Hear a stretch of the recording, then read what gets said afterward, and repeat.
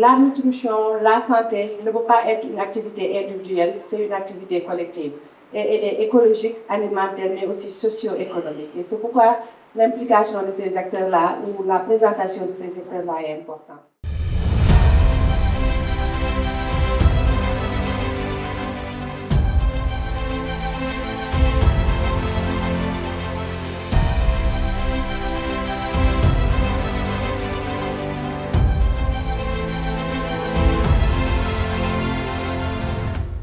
Ces 2 jours nous ont permis de passer en revue les interactions qu'il y a entre la nutrition et les changements climatiques. Et j'ai l'honneur de présenter à une mini-conférence les défis et la réponse multisectorielle du Sénégal en matière de changement climatique et nutrition. Et cette conférence nous a permis de mieux comprendre les interconnexions qu'il y a entre les 2 thématiques et de mieux appréhender la question, mais surtout de comprendre qu'en réalité, la nutrition est intimement liée au changement climatique. Les changements climatiques, c'est une problématique réelle qu'on vit actuellement.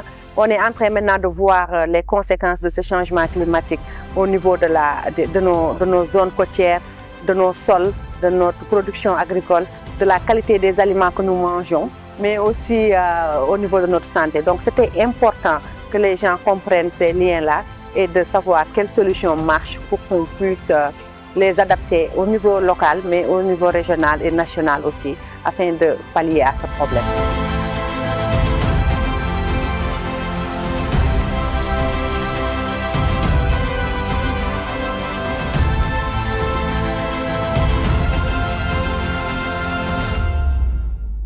Dans les réflexions et dans les échanges, nous avons convenu d'approfondir et de proposer une approche systémique pour justement aborder la problématique sous l'angle de la transformation des systèmes alimentaires et nutritionnels pour nous adapter au changement climatique et essayer justement d'assurer une alimentation saine tout en préservant la planète.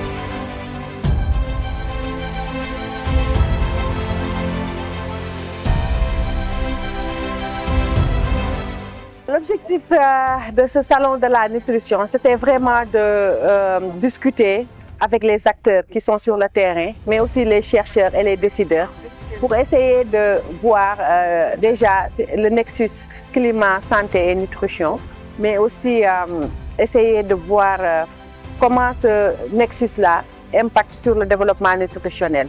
Essayer de comprendre comment les acteurs agissent sur le terrain, c'est quoi les solutions qui marchent, mais aussi c'est quoi les défis.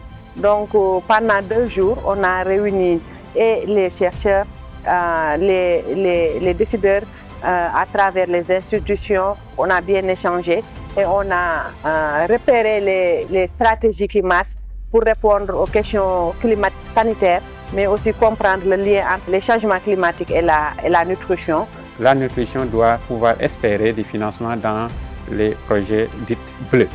Et tout ceci nous pousse à dire que c'était un salon très riche, c'était un salon qui a ouvert des perspectives de collaboration, des perspectives de recherche également, parce que nous, on se dit que toute notre politique nutritionnelle doit être basée sur des évidences. Donc il nous faut renforcer la recherche sur le plan de la nutrition pour qu'on ait des évidences qui vont nous servir de plaidoyer pour chercher des financements. Et ça, c'est important. Cette redevabilité auprès de l'État, mais également auprès des partenaires techniques et financiers. Étant entendu que le changement climatique a un impact négatif sur la nutrition, nous devons, en tant qu'acteurs, réfléchir sur comment profiter des fonds climat pour pouvoir financer la nutrition. Et ça, dans ce cadre-là, avec les universitaires, on s'est entendu de faire des recherches pour justement produire des évidences scientifiques pour pouvoir argumenter et documenter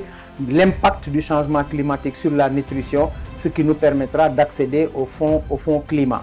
Donc il va falloir travailler avec tous les secteurs pour pouvoir régler les problèmes de nutrition. On ne peut pas rester dans un cloisonnement, il va falloir sortir des sentiers battus, faire des innovations, oser, collaborer, faire de la recherche, publier, partager pour pouvoir régler tous les problèmes liés au changement climatique, mais aussi à la nutrition.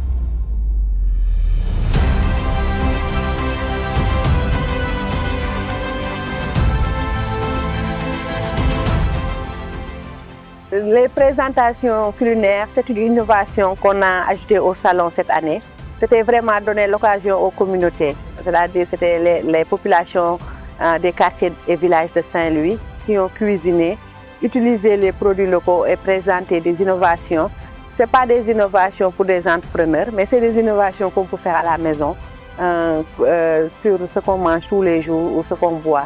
Donc, ils sont venus présenter, expliquer, faire de la recherche à leur niveau pour voir chaque élément qu'ils utilisent dans la marmite, qu'est-ce que ça apporte à la nutrition. Donc, c'était vraiment impressionnant, présenter des plats qui étaient parfois même des plats qui étaient à l'oubli.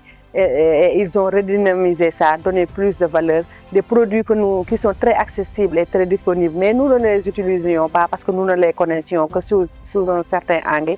Ils sont venus, ils ont fait des présentations exceptionnelles et innovantes.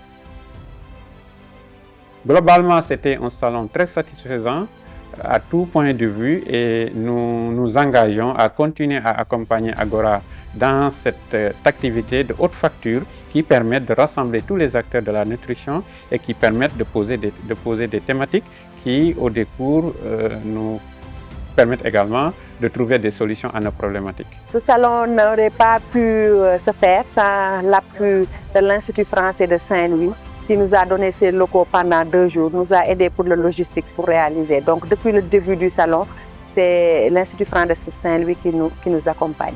Nous remercions aussi les partenaires, que ce soit les partenaires financiers comme nous Sims, HKI, mais aussi les partenaires techniques, ENDA Énergie, GRET, le CNDN, DITAES, la Direction régionale de santé. Tous ces acteurs-là sont venus et nous ont aidés pour la réalisation et la réussite de cette 5e édition du Salon de la Nutrition. Et nous vous donnons rendez-vous, Inch'Allah, pour 2026. Le message final que ce salon a porté, c'est que la résilience ne se décrète pas, elle se construit collectivement. Ensemble, institutions, chercheurs, communautés et secteurs privés peuvent bâtir un Sénégal plus résilient, nourricier et équitable. Je vous remercie et à la prochaine émission. Merci beaucoup.